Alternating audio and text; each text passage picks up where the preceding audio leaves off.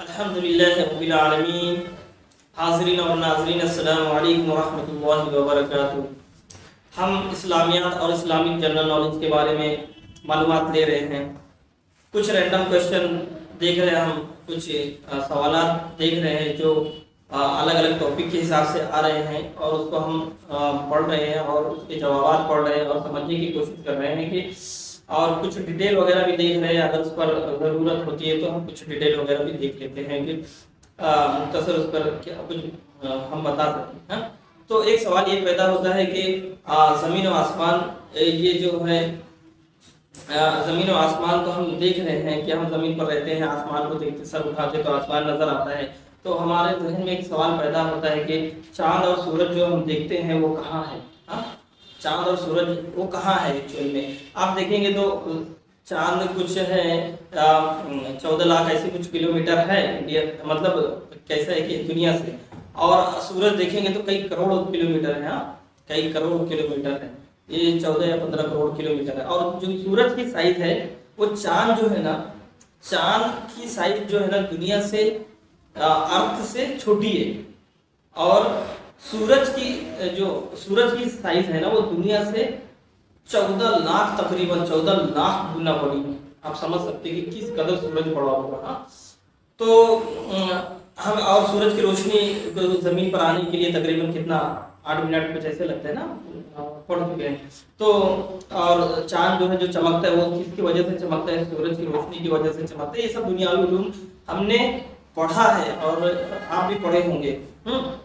تو ہمارے ذہن میں اب یہاں پہ جو ہم پڑھ رہے ہیں وہ دینی علوم سے متعلق ہے کہ اس کے بارے میں ہمارا دین کیا بولتا ہے، ہمارا دین اسلام اس کے بارے میں ہماری کیا رہنمائی کرتا ہے۔ بے شک یہ کمپلیٹ دین ہے، اس کے اندر ساری چیزیں موجود ہے، جو بھی الگ سے جو فزکس کیمسٹری میتھس نکلا ہوا ہے کچھ الگ سے نہیں، وہ بھی ایک اسلامیات کا ایک حصہ ہے۔ اسلامی جو وہ بھی ایک حصہ ہے، وہ بھی ہماری معلومات کا ایک حصہ ہے، دنیاوی علوم کا ایک حصہ ہے۔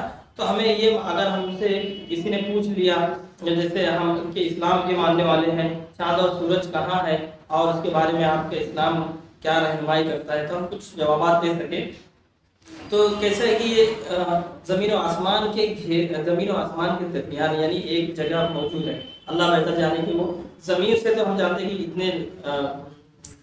اتنا کروڑ کلومیٹر ہے، اتنا لاکھ کلومیٹر ہے۔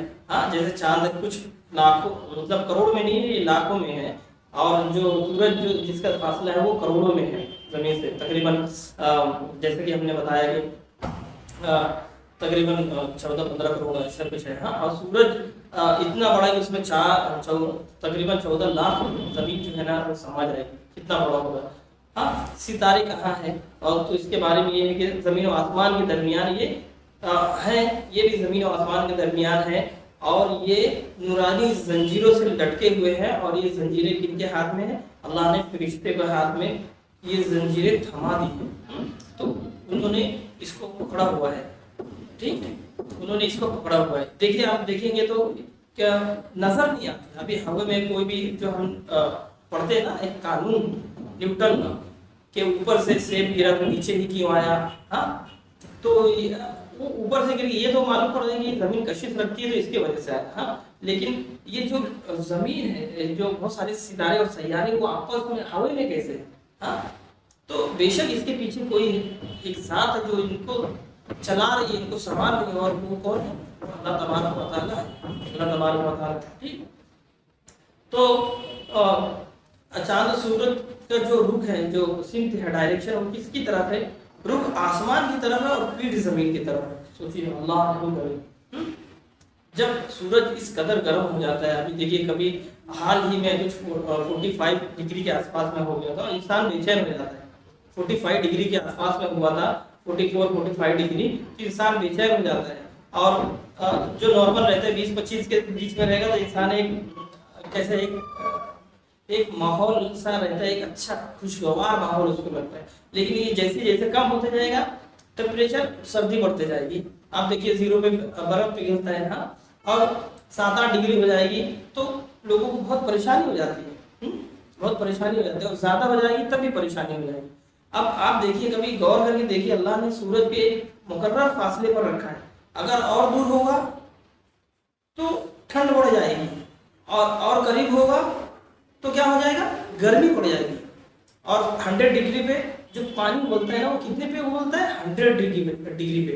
इतना कोई आदमी सह सकता है, नहीं सह सकता। 100 डिग्री पे पानी उबलता है, और सूरज थोड़ा करीब आ जाएगा तो क्या हो जाएगा, टेम्परेचर बहुत बढ़ जाएगा। इंसानों को और ज़मीन पर मखलूक का रहना मुश्किल और नामुमकिन हो जाएगा, इम्पॉसिबल हो जाएगा।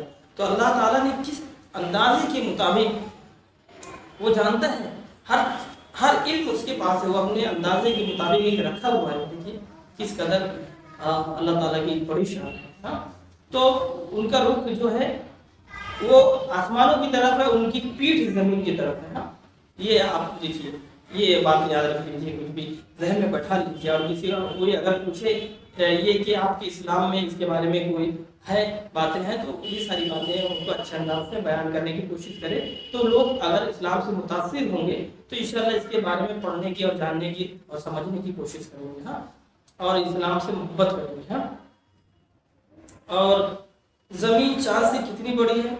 हाँ, तो जैसे कि मैं बता दिया हूँ कि चाँद जो है ना ज़मीन से छोटा है, और ज़मीन कितनी बड़ी है, वो चौगुनी है। यानी 1 रुपये के अगर एक सर्कल है उसमें 4 हिस्से करेंगे तो एक हिस्सा समझो चाँद है, और बाकी जो है 3 हिस्सा वो ज़मीन है। यानी चौगुनी यानी 4 गुना 4x जिसको हम बोलते हैं। अगर चाँद x है तो ये कितना हो जाएगा, 4x हो जाएगा, 4 × x। हाँ, ये 4x यानी 4 गुना बड़ी है। सॉरी, ये तो वो अलग हो जाएगा।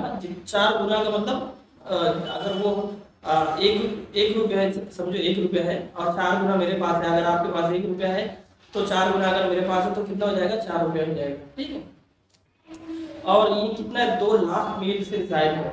इसका जो डिस्टेंस हमने बता दिया है। और सूरज के बारे में हमने बताया कि सूरज ज़मीन से कई गुना बड़ा है। हाँ, कई गुना बड़ा है, और ये तकरीबन 9 करोड़ के फासले पर है। हाँ, ये भी आप सोचेंगे कि ये क्या बात हुई, ये सब के बारे में आप बता रहे हैं, तो ये सब भी एक हिस्सा है। अल्लाह ताला ने फरमाया क्या तुम गौर नहीं करते, ज़मीन और आसमान को क्या देख कर क्या तुम गौर नहीं करते।